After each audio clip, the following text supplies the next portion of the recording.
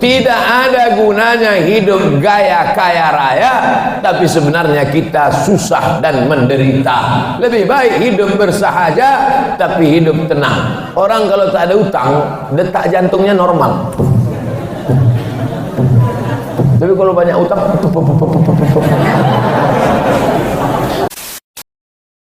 salatullah salamullah ala yasin habibillah.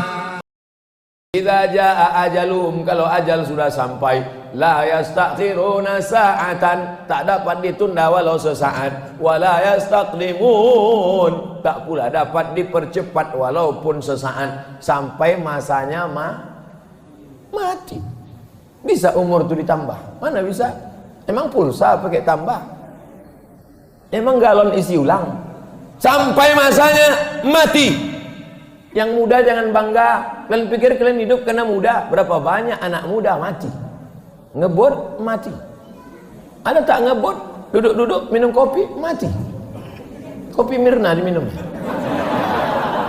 mati.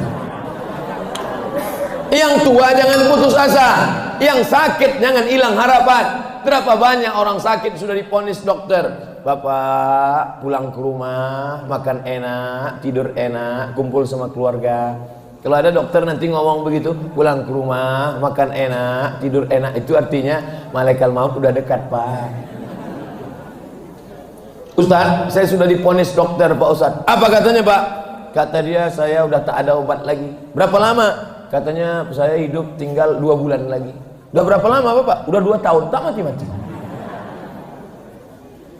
La haula wala quwata illa billah. Kuasa umur di tangan kudrat, iradat, genggaman kuasa Allah subhanahu wa ta'ala.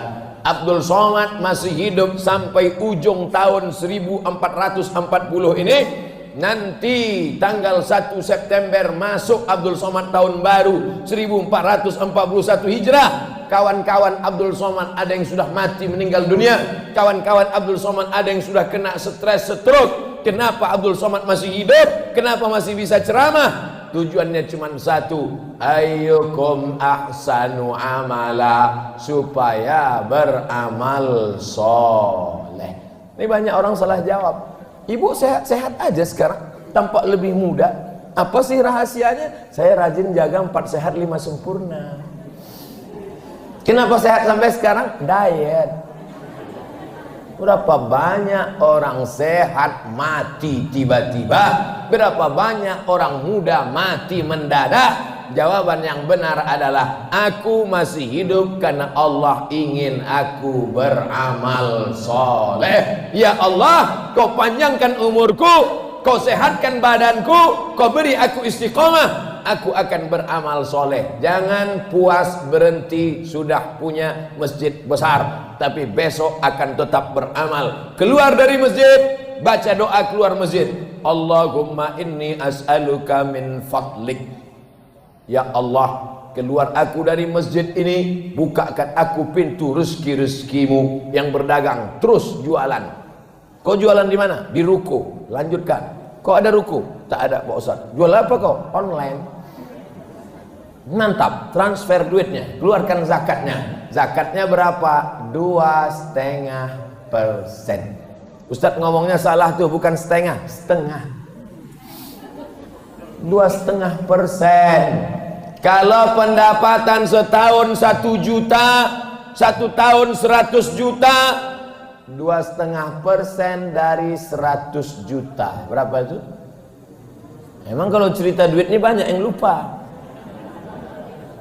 2,5 juta. Berapa uang saya baru kena zakat, Pak Ustadz? 85 gram emas. Karena zaman Nabi tak ada duit kertas. Yang ada zaman Nabi 2 duit. Dinar, duit emas. Dirham, duit perak. Tak ada duit kertas. Kertas itu datang belakangan.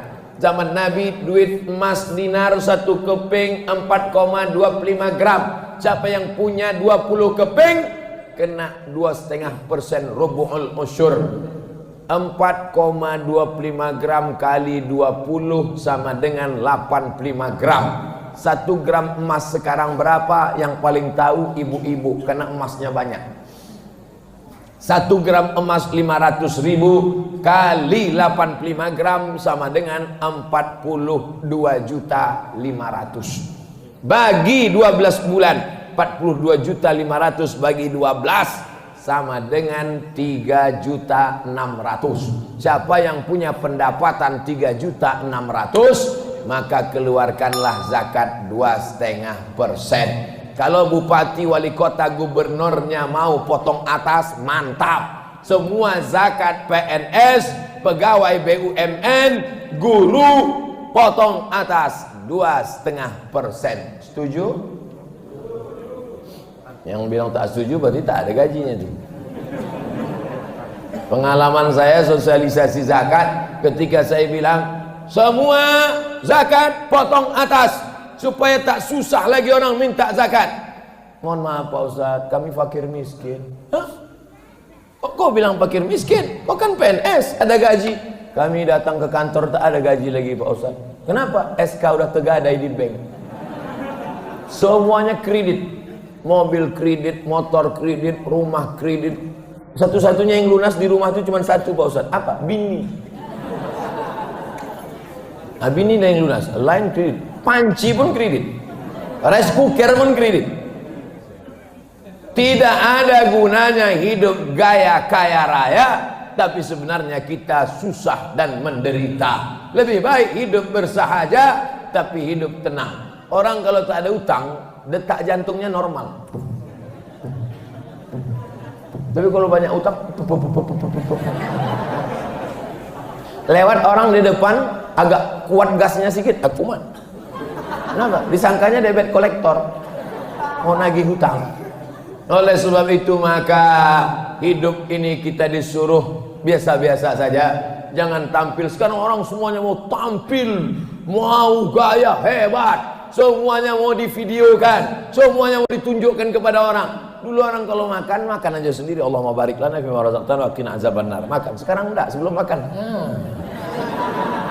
Alhamdulillah pagi ini mau makan nasi goreng. Parah kali orang sekarang. Semuanya mau ditunjukkan pada orang. Padahal dulu orang yang suka menunjukkan kepada orang ini disebut riya. Riya. Dulu orang kalau berdoa menghadap ke Ka'bah. Ini pintu Ka'bah, menghadap ke Ka'bah. Allahumma inna nazar. Sekarang enggak. Di belakangnya Ka'bah. Alhamdulillah kita sekarang sedang berada di depan Ka'bah. Ya Allah.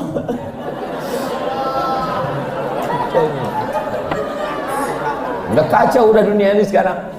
Tapi bukan berarti Bapak Ibu yang merekam acara pengajian ini tak baik. Baik. Yang merekam acara pengajian ini niatnya untuk supaya pengajian tersebar kepada yang tak datang.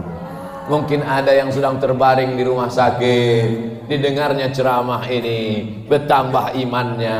Kebetulan rukonya banyak, duitnya banyak, mobilnya banyak, pelitnya minta ampun. Pas didengarnya, iya juga kata Ustadz nih. Kalau gitu aku sedekahlah. Dipanggilnya lah ketua masjid. Assalamualaikum ketua masjid. Waalaikumsalam. Bisa datang ke rumah sakit? Ya Pak, nanti habis maghrib kami datang. Cepat datang, bawa kertas. Ini mau aku kasih surat wasiat.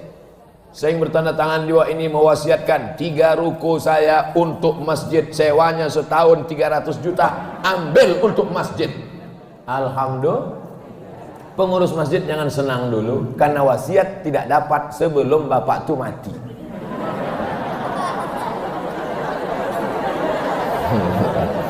Makanya saya kasih tahu pengurus masjid, jangan mau terima wasiat tapi terima hibah. Karena orang kalau udah mau mati disangkanya tak lama lagi umurnya, cepat dia ngasih tanda tangan, materi 6.000. Gimana Pak pengurus masjid yang 3 ruko hibah kemarin untuk operasional masjid? Tak mati-mati dia Pak Ustaz. Sangka kemarin udah dikasihnya, ku tengok gayanya kemarin tak sampai 2 kali Jumat. Rupanya habis itu tak mati-mati dia Pak Ustaz. Saudara yang dimuliakan Allah Subhanahu wa taala, maka yang paling bagus adalah hibah. Hibah itu begitu dikasihkan langsung serah terima, langsung dimiliki. Tapi yang paling bagus lagi supaya tak bisa dijual, la yuhabu, tak bisa dikasih ke orang lain, wala yurasu, tak bisa diwariskan ke anak menantu, wala yuba'u, tak bisa dijual. Apa itu? Itulah dia wakaf. Wakaf artinya berhenti, stop, tak mengalir duitnya, tapi mengalir kepada amal soleh di akhirat. Itulah dia wakaf. Bedanya wakaf dengan sedekah itu apa Pak Ustaz? Wakaf mesti ada 4 rukunnya. Yang pertama waqif, orang yang berwakaf. Yang kedua mauquf alaih, orang yang menerima wakaf. Yang ketiga mauquf bih, benda yang diwakafkan. Yang keempat ijab dan qabul. Yang diwakafkan ruku, yang mewakafkan orang kaya, yang menerima wakaf pengurus masjid. Ijab dan qabul. Aku wakafkan ruku ini 3 untuk biaya operasional masjid anak yatim fakir miskin tunai. Aku terima, sah. Di mana dibuat akadnya? Di kantor KUA. Makanya ibu nanti kalau bapak pergi ke KUA, ibu jangan nangis. Abang mau kemana bang? Ke KUA. Apa? Bapak nih mau ke kantor KUA, bukan mau nikah lagi. Iya kan Pak? Diam mereka.